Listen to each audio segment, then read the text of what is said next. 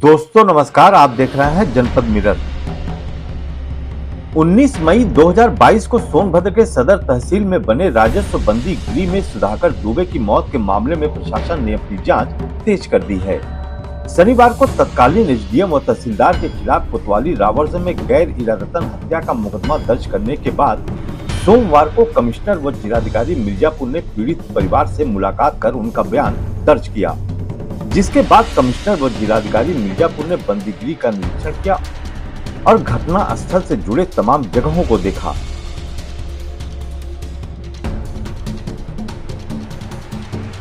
बाद में पत्रकारों से बात करते हुए कमिश्नर ने माना कि प्रथम दृष्टया लापरवाही के चलते सुधाकर दुबे की मौत हुई है।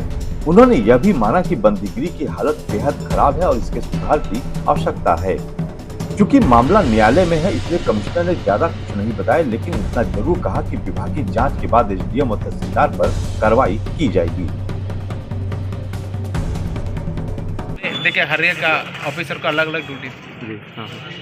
छोटा वाला कर्मचारी है ना, उसके खिलाफ एफआईआर दर्ज करना नहीं है। उनका जो डिस्ट्रिक्ट मजिस्ट्रेट लद्दाख है उनके ऊपर होता है और रोल भी होता है, एक एक ऑफिसर का अपना अपना रोल होता है।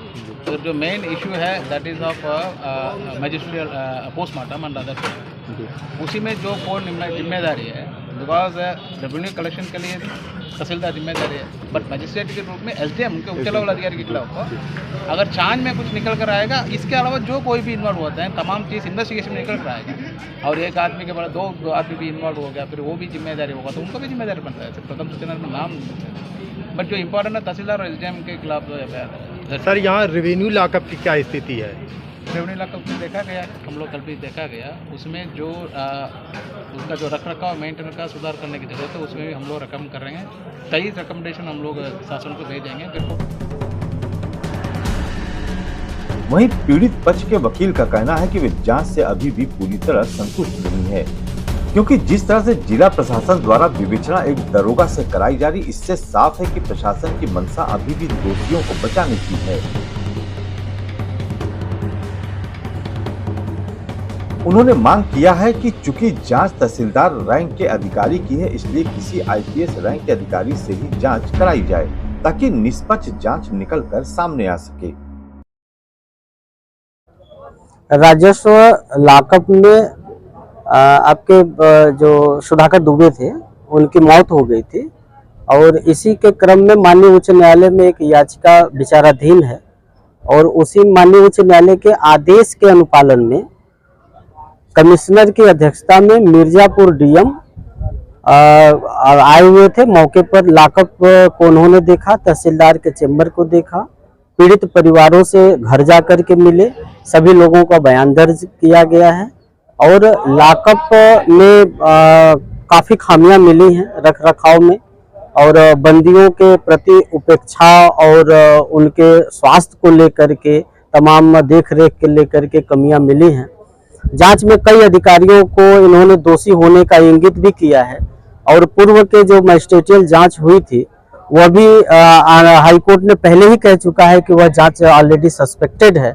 तो इसलिए यह हाई पावर कमेटी एक उत्तर प्रदेश सरकार के निर्देश पर कमिश्नर की अध्यक्षता में बनाई गई थी, उसी क्रम में जांच करने के लिए आज इस कैंपस में आए हुए थे। जब कमिश्नर से और डीएम से मेरी बात हो रही थी तो मैंने इनके एफआईआर दर्ज करने पर सवाल उठाया।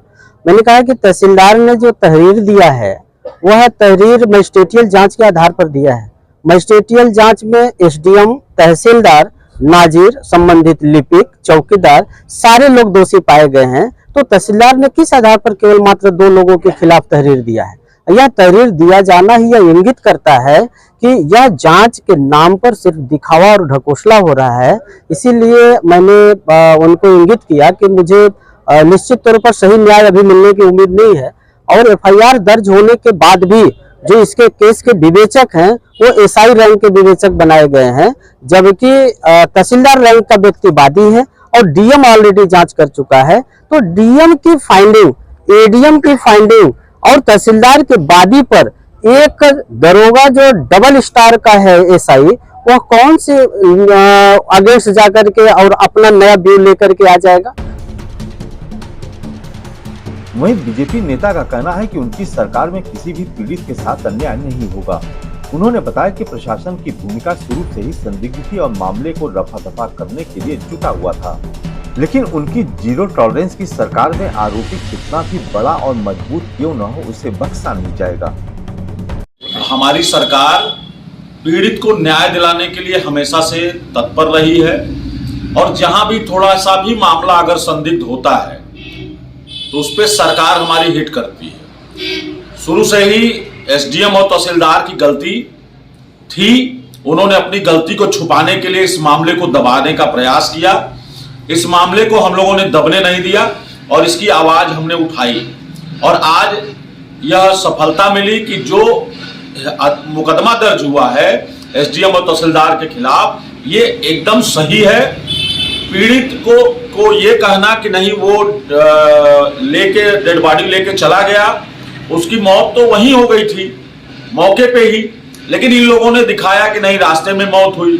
ऐसे जो लापरवाह अधिकारी हैं उनके खिलाफ एफआईआर तो दर्ज हुई है, प्रशासन ने कराया, लेकिन इनके खिलाफ तत्काल निलंबन की कार्रवाई करके पुनः इसकी जांच करा लें। कुल मिलाकर कमिश्नर की जांच व उनके बयान से यह तो साफ हो गया कि सुधाकर दुबे की मौत प्रशासनिक लापरवाही के चलते हुई है।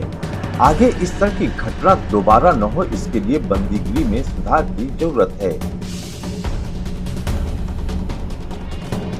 बड़ा सवाल तो यह है कि घटना के 8 महीने बाद जो कमी कमिश्नर व जिलाधिकारी मिर्जापुर को दिख गया वह मजिस्ट्रियल जांच में क्यों नहीं दिखा।